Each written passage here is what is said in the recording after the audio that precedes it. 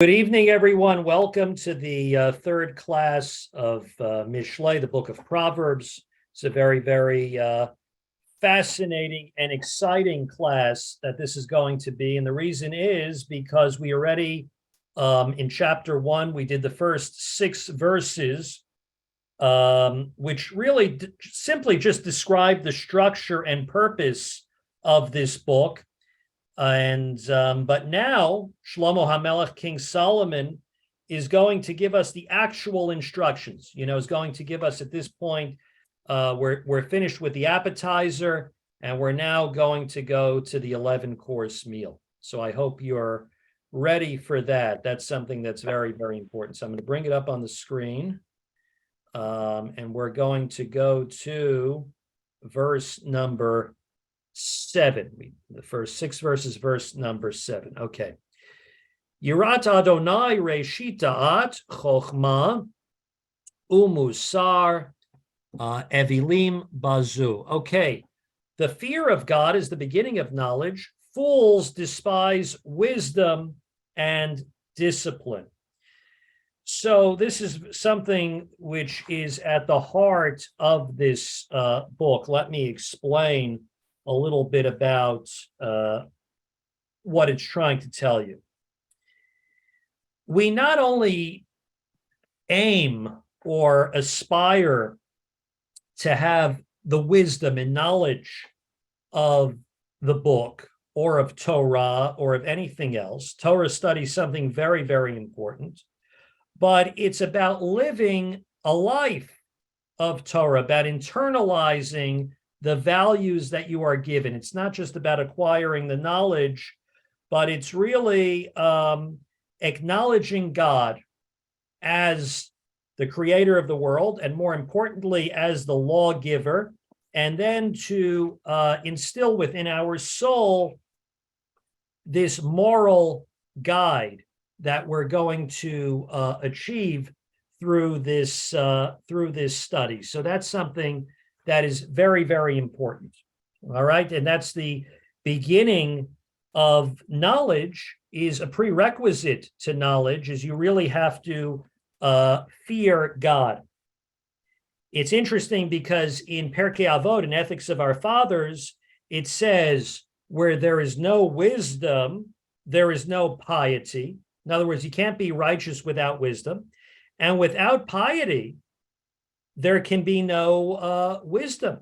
That's something that's very important. In other words, to fear God is the source of wisdom, and the fear of the Lord is to be satisfied with that wisdom and to enable you to live a moral life, to live a productive life. And that's something that's very important to understand, that because the beginning of knowledge is the fear of God. In other words, that before knowledge, you should fear God.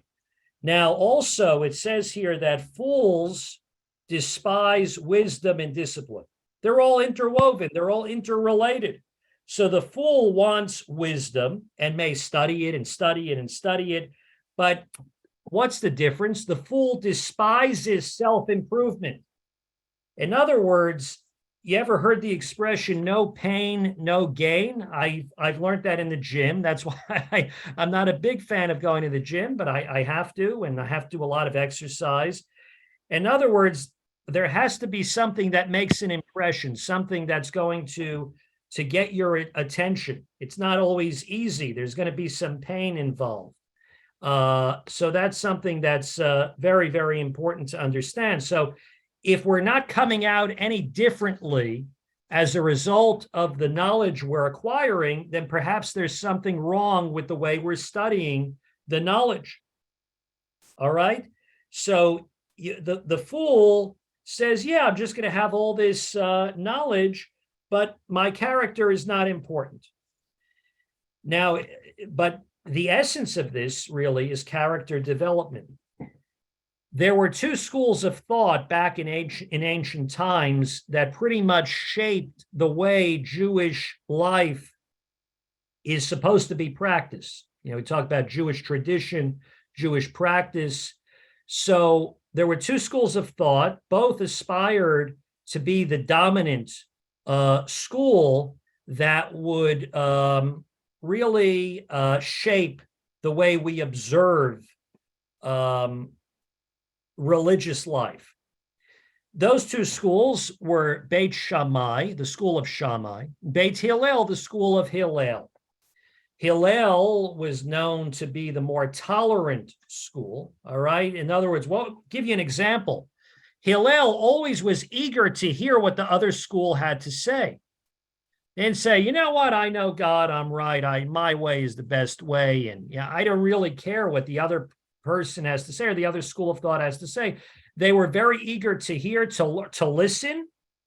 They had the character trait of humility, and therefore it says halacha kibeit Hillel, that the law is according not to Shammai but to Hillel. Now, does that necessarily mean that Shammai failed to develop character traits? No, but it was Hillel who constantly was working on perfecting their character traits. They were never satisfied or content with the status quo. They always felt that they can become better.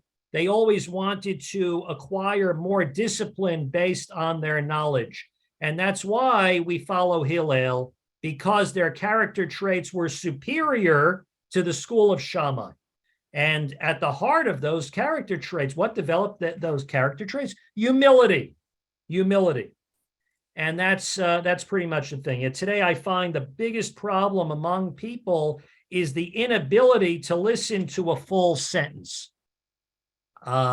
It could often be very, very hard in today's era of social media, et cetera, of achieving punctuation when speaking to another person, right? But it's a very, very important thing. You got to listen, and then you'll learn something. So that's the teaching over there. Okay, let's go on to Mishnah number 8. We were talking before about the influence of parents, of learning from generations before us. So what does it say, number 8? Shema b'ni musar avicha v'al titosh torati mecha. My son, it says, heed the discipline of your father and do not forsake the instruction of your mother. This is something that is a very, very important thing. The true jewels of a righteous person is the transmission, all right? In other words, what we're saying is our own learning and achievements are very important, all right? Our independence, the great things that we achieve independently on our own are very important.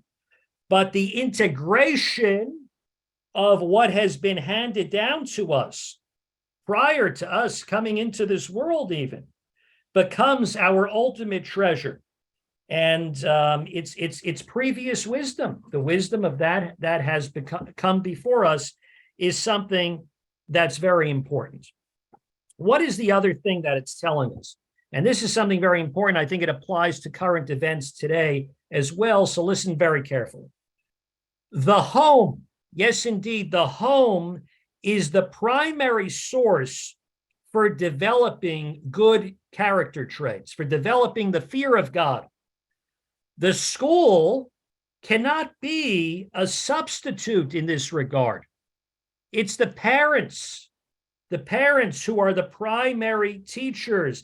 Not even a school, by the way, that specializes in religious education, not even that can substitute for good parents, for good teaching. And that's something very, very important. You talk today about the rights of parents, which are being undermined. This is one of the very foundational principles of our faith. The home, creating a home filled with moral values. So that's something really to keep in mind. So it says, "Hear my son." Many people question, why does it say my son? Some believe this to indicate that only boys went to the wisdom of the teachers, because nowhere in the book of Proverbs does it talk about girls or pupils, etc. Others feel that this is merely an idiom, either of endearment or an older person speaking to somebody younger. In other words, that it's merely metaphoric. Listen, my son. It's not necessarily, doesn't necessarily mean that girls didn't learn, especially, we're talking about the home. Girls have to learn in the home the proper values just as much as a boy does.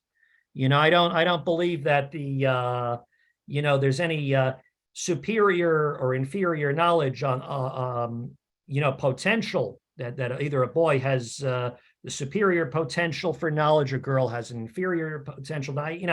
I'm not. That's not what we believe. So I think personally, I feel it is metaphoric, in my opinion. That's what I think. But we can talk about that a little bit later. So the complete moral education must stem from both the father and mother. This and the respect for the authority of both parents are stressed elsewhere in the book of Proverbs in many, many places. So the book gives tremendous importance to the mother's influence and position. The father is to handle the instruction and discipline, and the mother is to convey the fundamentals of the teaching, of teaching Torah in particular. So when we talk about Torah, we mean ritual and moral teachings which assist someone in fulfilling all the things that they are supposed to do to live a decent life. So that's why it's important always to internalize the teachings of someone's parents. By the way, the institution in the USA of a special Mother's Day or Father's Day, which is for many, many generations have been popular. For other illicit reasons, it's becoming unpopular, but that doesn't matter. The point is that this is not a Torah concept. Why? Because the Torah tells you should always have reverence for your parents. You should always internalize the teaching. It shouldn't be relegated to one day for Mother's Day, one day to Father's Day, etc. I mean, today I think it may be important because, the fact that these kinds of concepts are undermined. Having a holiday that's designated to honoring somebody's parents today may not be such a terrible thing. But it's really not such a, that's what I want you to know, it's really not such a Torah concept. Now, the other question that's often asked, and I think the obvious question some people ask, what if somebody's parents are not decent people? What do you do in a situation like that? How do you learn from such parents? And the truth is, I think the easiest answer to that is do the opposite. Do the opposite of what's, look, up until a certain age, we have to have some respect for our parents unless they tell you to do something that's, not in keeping with the Torah, etc. But somebody's parents are not wise, you always have to, you do the opposite. You do the opposite of what they instruct you. But there still has to be a certain degree of reverence to the fact that, they brought you into this world. That's something that's important as well. But I think, we could have a discussion about this all day. I think the basic concepts are there, and certainly there's room for a different kind of understanding if somebody's parents are not the best of folks. So that's something that I would say from there. Okay, so let's take a look at the next thing where it's really a continuation of this verse. It says, Ki livyat chen heim liroshecha va'anakim ligar garotecha. Okay, for they are a graceful wreath upon your head and a necklace about your throat. So this is a very, very, very important thing. Essentially, King Solomon is describing now the beauty that is gained from accepting the wisdom of parents. So the verse speaks about the head and the neck. That's a very important thing. Together, they symbolize a developed person. It's similar to the expression that, oh, this person has a great head on his or her shoulders. So the head represents our thoughts, okay? Our ideas have to be solid, and the neck connects the mind to the body. So when King Solomon writes of both the head and the neck, what he's trying to say is that the ideas are fully informing our actions and our emotions. So it's talking about putting together the ideal person. You have the learning that you take in, and that learning, of course, expresses itself in very good character traits. So that's something which is very, very important to understand. So that's why it's both of them are put together.